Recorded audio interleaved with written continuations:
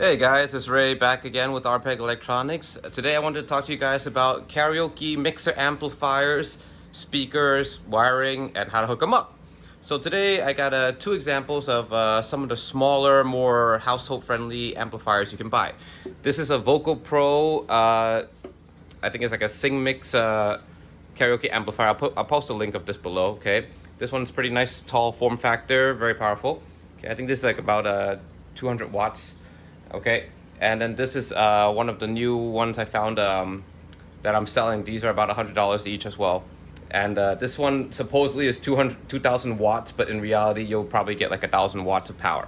Okay, so how do these work? Basically, these power passive speakers. So if you have speakers like home theater speakers at home that need to hook up to a box, then you have a passive speaker. If your speaker has a battery in it or you plug it directly into the wall, you have what's called an active speaker. And an active speaker means it's being powered by itself.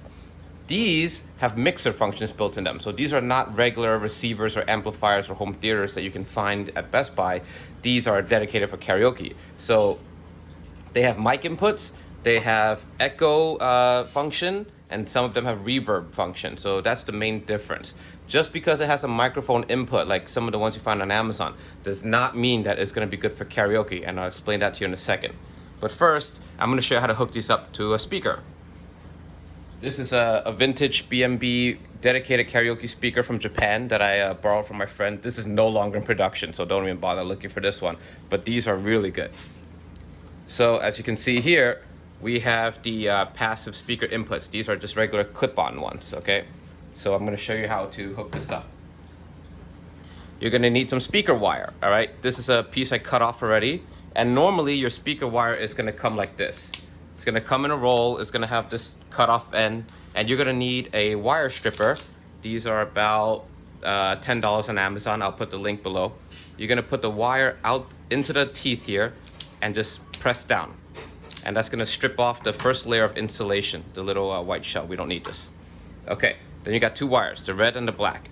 And you're going to do the same thing. Put both in, strip off about an inch. And you're going to twist the wire to make it nice and neat while the insulation is on, and just pull that off. Okay, that's garbage too. All right, cool. So now this end is going to go into your speaker. The other end, you're going to do the same thing. What I've done is I've put banana plugs on these just to make it easier. You can buy these on Amazon as well. They're really cheap. So how this is just making it so that it's an easy plug-in instead of using the bare wire. So the wire gets frayed if you unplug it a lot. So we're gonna retwist. You're gonna unscrew the banana plug. You can either plug it in through the center and then squish it down to lock it in, or if you want to just make it easy for yourself, you can just stick it right through the middle hole. The middle hole is usually the easier one. You don't have to fray it or anything. All right, the middle hole, just make sure the metal is contacting, and we're gonna tighten it down. Okay, cool. So this end is usually going to go into the back of your amplifier. On this one, this is a 5.1 channel, meaning you can plug in 5 speakers to this. You have your main speakers, which is going to have the most power, your right and left, okay? And then you have your surround and your center. These are going to be less power. So these are for like smaller bookshelf speakers. These are your main speakers. Okay, so if you have this banana plug, it's really easy, just red to red, black to black, and you're pretty much done. Okay, don't let these two touch, they'll short out. Now, if you don't have banana plugs, you want to do it the old-fashioned way, all you have to do is unscrew the little knob here. I'll try to zoom in on this for you. Okay.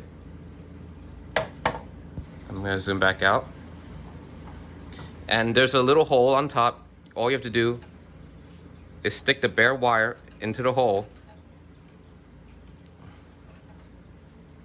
Just like that, and lock it in.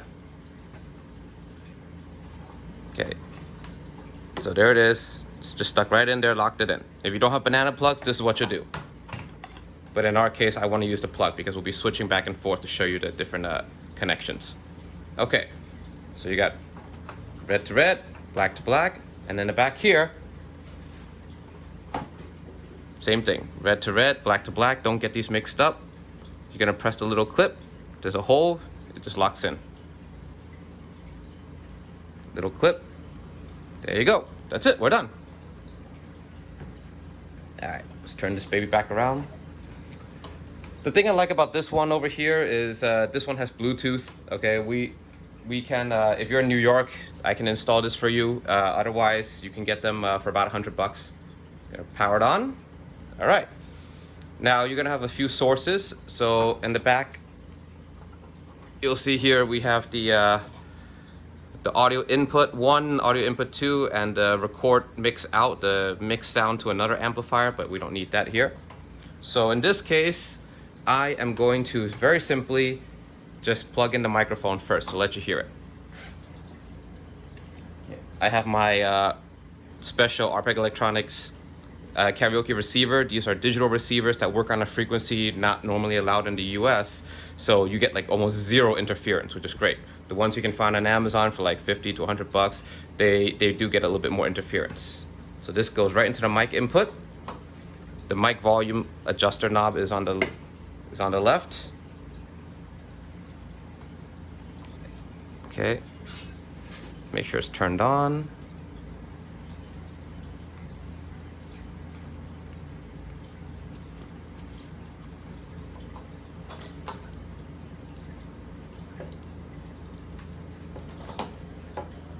Oh, and you have to make sure it's all screwed in too if you're using banana plugs. That's why there's no volume.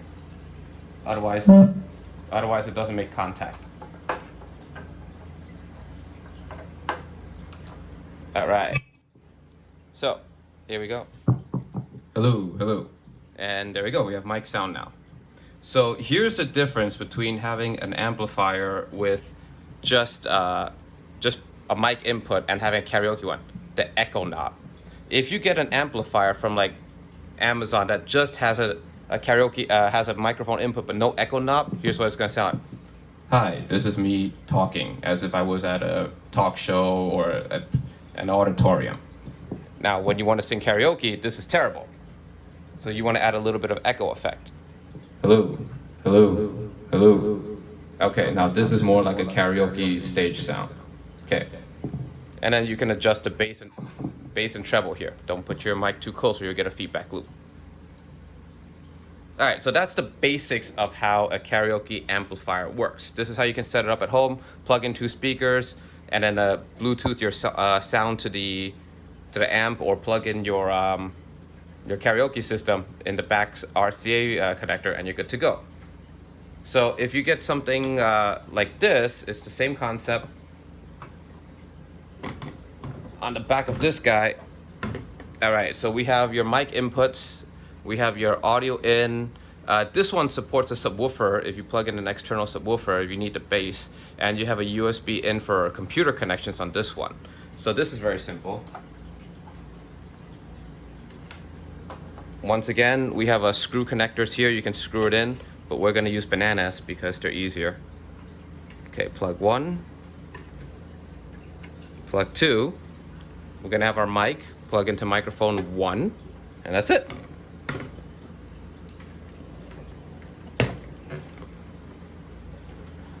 Flip it on.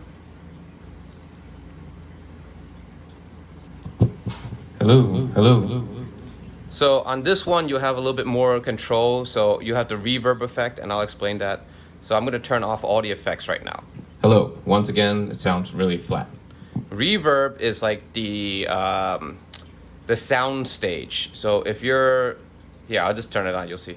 Hello, hello. You can hear that hollow, echoey, like if you're in a big auditorium effect. Echo is literally repeating your voice a few times. So I have to repeat on the middle, and how long between the repeat, the delay in the middle too. Hello, hello. And you can hear how many times it's echoing. You can combine both. Hello, hello. And see what you like and see what kind of sound you like when you're singing. The better mixer amplifiers, they go for about $300 to $500. The B&B Japan ones go up to like $1,000 too. You'll have a lot of adjustments. You can adjust the bass of your mics. You can adjust the treble, the echo delay. You can really fine tune it. But that's really more for like a very dedicated professional karaoke basement or karaoke lounge use. Normally something like this in the $100 to $200 range, I think is great for your normal 600 to 800 square feet apartment where you're powering two 100 watt speakers or 200 watt speakers. Anything bigger than 10 inches is going to be pushing it.